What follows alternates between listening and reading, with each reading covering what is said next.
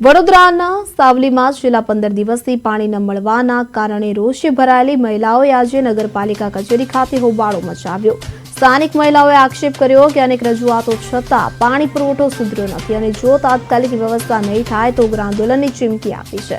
નગરપાલિકા પ્રમુખે જણાવ્યું કે 4 માર્ગીય રસ્તામાં પાઇપલાઇન તૂટવાને કારણે સમસ્યા છે અને રિપેરિંગ કાર્ય ઝડપથી પૂર્ણ કરાશે।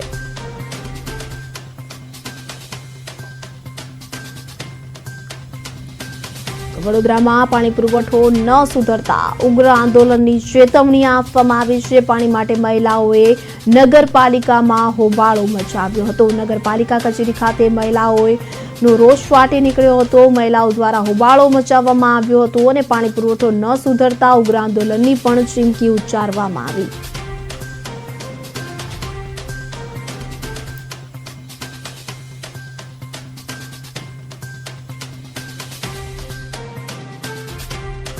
વોર્ડમાં રહીએ છીએ।